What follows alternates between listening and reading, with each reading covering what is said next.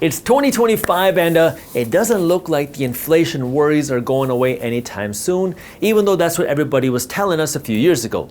Let me show you what I mean. Between 2022 and 2023, every bank and institution on Wall Street and the government and the Federal Reserve Bank kept saying that inflation would no longer be a problem by 2025. And well, here we are, and it looks like people are starting to get more concerned about inflation in 2025. But there is some good news in all these concerns because it looks like the government is finally admitting that they might have created some of these inflation problems. On January 8th, 2025, Janet Yellen, who is the Treasury Secretary in the United States, finally said that maybe the COVID stimulus measures that they passed might have contributed a little bit to our inflation problem. You don't say. Now, the reason why that matters is because when people start to get worried about inflation again, that news can impact stock prices. Higher inflation means that the average person who's relying on their salary gets poorer, and that news can also impact bond prices. By the way, when you hear the news that Treasury yields are going up, what that means in real terms is that means getting a mortgage is going to become more expensive. That means getting a car loan gets more expensive. Because as Treasury yields go up, interest rates on debt also go up. But let's talk about why people are starting to get more worried about inflation now in 2025. And we can break this up into two parts. The first part is studying the past, that the sticky inflation problem isn't going away because of things we've done in the past. And the second part to this is worries about the future, worries about government spending, and worries about potential Trump policies that could make the inflation problem worse. Let me lay the foundation quickly by talking about what happened in the past. If you've been reading market briefs, you already know this, but last year we got the news in September that inflation has finally fallen to around 2.4%, and this was making everybody so excited because people said that we had beat the inflation problem. But then in October, we got the unfortunate news that inflation actually went up to around 2.6%, and everybody said it was just a little bump. And then in November, we got the news that inflation went up again to around 2.7%. Those consecutive months of inflation rising is what triggered a lot of people to start getting concerned about inflation again, and that might be one of the reasons why Treasury Secretary Janet Yellen said that maybe all that COVID spending contributed a little bit to our inflation problem. Now again, Market Briefs is my free financial newsletter, so if you like to stay up to date on the top financial news like this, it is an amazing resource where every day my team is breaking down what's happening in things like the economy and the stock market, the housing market, the crypto market, and the global economy into a fun and witty and easy to read newsletter. You can read it in less than 5 minutes every morning, and we have hundreds of thousands of investors that read Market Briefs every morning. So if you have not joined Market Briefs yet, it's completely free, and I have the link for you to join down in the description below. And this is where we have part 2, which is worries about the future. Now the first and probably most obvious is concerns about government spending, because we've kind of started to establish the fact that if you keep spending money you don't have, that could make an inflation problem like we're seeing right now. And what we saw in 2024 is that the United States government had the third largest national deficit in history. That means in 2024, the United States government spent a lot of money that they didn't have. The last time the government spent this much money they didn't have was during the COVID pandemic. And this is where some people are starting to get concerned that the government spending might finally be getting out of hand.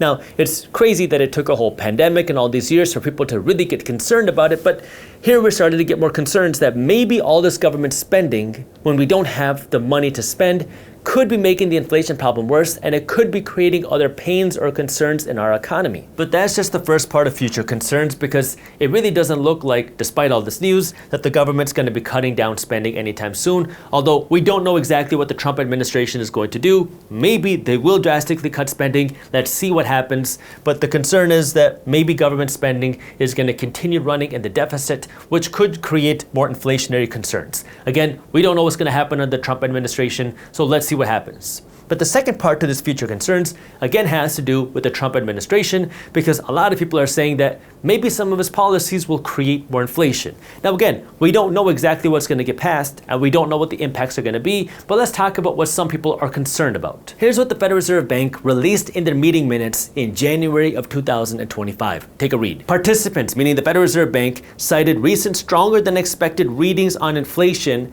and the likely effects of potential changes in trade and immigration policy. Now, they didn't explicitly mention the word Trump, but what they're saying is they're concerned about trade changes, maybe potential tariffs, and changes to immigration policy, maybe deporting millions of immigrants, and how those things could potentially create an impact on inflation.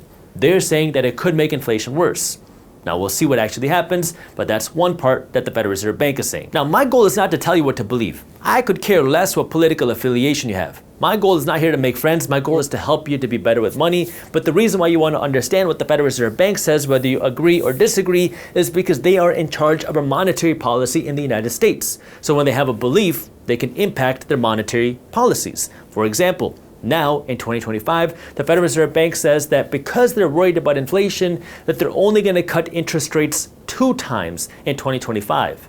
Before, they said that they're going to cut interest rates multiple times in 2025, but now to the concerns about what could be coming in the future and how that could impact inflation, they're now going to be cutting interest rates less aggressively. Now, if you ask me personally, if you, the Federal Reserve Bank, say that you're worried about inflation and you're actually concerned about inflation, then why are you cutting interest rates at all?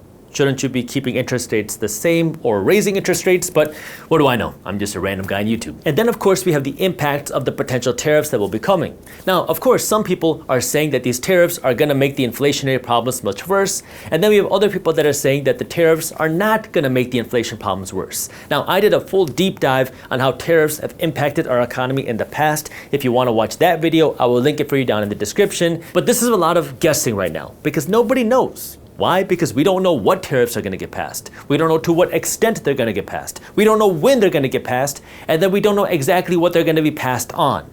And without all this data, we have no idea of what's actually going to be the impact of these tariffs. And this is where a lot of people have opinions, and that's why I want to remind you that financial opinions are like armpits. Everybody's got a couple, and some stink more than others, which is why I don't want you to make these rash trading decisions based off of random headlines that you see online. As a financially savvy investor, keyword investor, you want to find the opportunities for the long term. And that means you got to be able to cut through the emotional noise. And there's a lot of emotional noise, especially in the financial news space. Trust me, I know this because I work in the financial media space. There's a lot of noise out there because that's what gets clicks, that's what gets the revenue. Now, that's one of the reasons why I work so hard to build market briefs, because it's all in one place. You open the newsletter and all the news is there, so we don't need all the sensationalist headlines. But this is where, again, it can be very easy for you to make investment decisions with real money based off of funny headlines. But what I want you to do is understand that uncertainty is a part of the game. For most people, uncertainty creates panic, uncertainty creates fear, and uncertainty causes people to lose money. Emotions are the enemy of profits. But what you want to do as a financially savvy investor is understand how this uncertainty creates opportunity.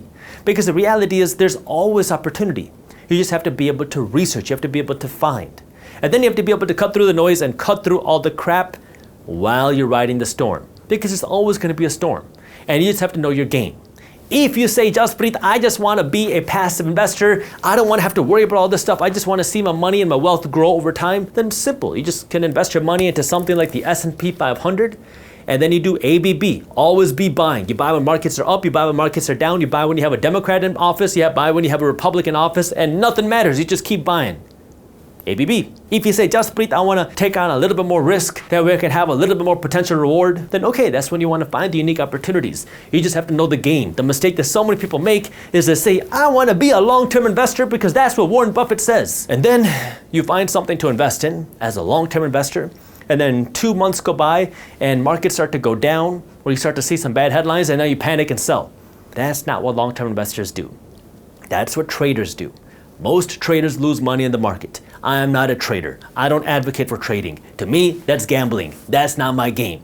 If you want to be a trader, fine, but just understand the risks that are involved with it. That is not investing. It's a completely different game. So my goal for you is to understand, number one, what's happening. That way you can be a smarter investor. And then number two, understand your strategy, because your strategy is going to dictate your investment decisions. And then number three, find the opportunities based off of your strategy. Okay? Building wealth sometimes is not the most attractive thing. I know it can seem attractive trying to find the next hot stock and trying to do all this crazy stuff on the internet, but in reality, that ends up many times costing you more money than you end up making. Real wealth is built in silence, and it's slow, and that means sometimes you got to be able to cut through the noise when everybody is screaming with their heads chopped off. And now that I finished that rant, what does this mean in terms of inflation? Well, it doesn't look like inflation is going away. And practically, inflation means that generally for the average American, your income does not rise fast enough to keep up with the cost of living. We have seen inflation not just over the last 5 years, but really decade after decade after decade after decade after decade. And what we have seen decade after decade after decade is inflation has happened. The Federal Reserve Bank says that they want a 2% inflation target. Remember that? They don't say they want a 0% inflation target. They don't say they want a negative 2% inflation target. They want a positive inflation target. Now, inflation means that the monetary supply is increasing. It comes from the word inflate, that we're increasing how many dollars are out there. And 2% inflation is low enough that the average person doesn't notice it day to day. But what it means practically, away from the technical definition, is that, yeah, hopefully you're getting a raise, but many times the cost of living is rising faster than your incomes. This is what we've seen happen decade after decade after decade, not just since the pandemic. And so when you hear that the Federal Reserve Bank is shooting for 2% inflation, but inflation is sticky, it looks like inflation is going to be harder to bring down, it looks like inflation is going to be around for a little bit longer than expected, well, that means still the average income is probably not going to keep up with the cost of living. Not to mention that the reported inflation numbers don't always give you the most accurate inflation. For example, the reported inflation numbers say that grocery prices have increased around 20% since before the pandemic. So if you bought a $100 cart of groceries in 2019, it should be costing you around $120 or so now. Now, I don't know about you, but groceries for me are a whole lot more expensive than 20% more than what they were 5 years ago. And that's why you gotta understand that reported inflation isn't always the real inflation that many people feel. But when you hear that inflation is still going to be around, you have to understand that that hurts the average person. Inflation disproportionately hurts the average person who relies on their salary, but it disproportionately benefits the investor. Why? Because inflation means you got to spend more money at Chipotle. Inflation means you got to spend more dollars at Walmart. Those more dollars don't necessarily go all to the employees, a piece of it do, but all the extra dollars go into the hands of the investors, the owners. That's why over the long term, inflation generally benefits the investor. That's why between 2019 to 2024, those 5 years, we saw the median income in America rise by around 20%, while the stock market grew by around 80%, while reported inflation was around 23%, which means yes, inflation was higher than the growth of the median income, but the stock market, investors, became a whole lot wealthier. That's why you want to understand money. That's why you want to understand what's going on in inflation. That's why you want to understand what's happening. That way you can win in this economic system, because unfortunately, most of us are never taught this stuff. You have to go out of your way to learn it. But the reality is this is happening. Now you can hate it, you can love it, that doesn't really matter. My goal is for you to understand what's happening. That way you can win in this economic system. And the reality is you have to become an investor. That doesn't mean the markets are always going to go up. Yes, that means we could see a recession and markets could crash. But over the long term, investors are the ones that are going to be able to win, especially when you have these crazy things that continue to happen. They hurt the average person. The average person has no idea this is happening. The wealthy, the financially educated continue to become wealthier because they understand the rules of the game and they understand how this makes them richer.